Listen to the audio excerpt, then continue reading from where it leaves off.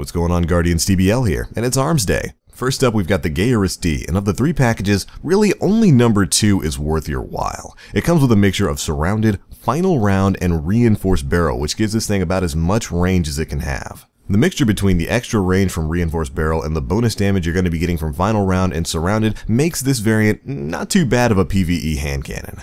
If you're going to be buying a package for this weapon this week, roll number 2 is definitely your go-to. Alright, next up we've got the Katoch HC hand cannon, and all 3 rolls actually have the exact same problem. None of them have any range boosters, and you guys know how hand cannons work in today's Crucible environment. If it ain't got range, it ain't worth jack. Roll number 1 was definitely the most interesting in that it had your choice of Zen Moment, Life Support, or Braced Frame, but really stability's not going to be doing too much for you when half of your shots aren't hitting their target. Range is just too important of a stat on hand cannons. If you've got to pick one up, pick up roll number 1, but I would hold off till next week. Next up, we've got the Soros D43, and of the 3 of these, roll number 2 was the one that caught my eye. Roll number 2 is a solid choice that comes with perfect balance, unflinching, and injection mold, which basically grants this weapon all the stability you would want or need on a gun of this type to make it a solid PvE choice, while rolls 1 and 2 focused on granting you more range overall. If you're looking to pick up a DIS-43, roll number 2 is our recommended choice. Alright, next up we've got the Hermes D pulse rifle, and to be honest, none of the 3 rolls really tickled my fancy.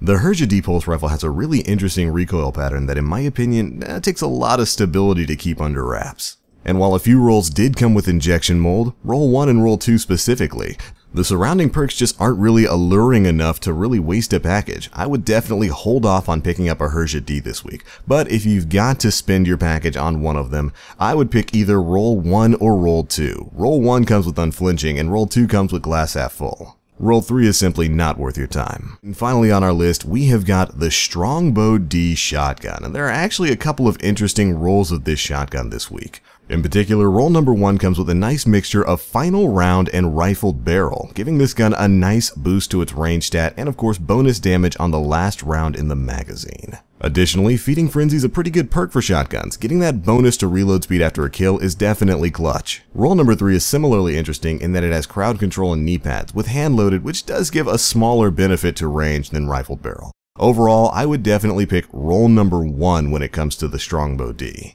It's just a really nice combination of extra damage, faster reload speed, and all the range you'd want on a shotgun if you're looking to use it in both PvE or PvP. Alright, now moving on to the test weapons for this week. This week we have 2 Crucible weapons and 3 PvE weapons. So make sure you're finishing these and getting that rep. For next week's orders, we've got the Thiessen FR4 Fusion Rifle, the Hermes D Pulse Rifle, the Ludmilla D Pulse Rifle, the Soros JLB42 Rocket Launcher, and finally the Omelon Irene RR4 Sniper Rifle. The Irene is always an interesting toss-up, so next week's offers should be pretty good.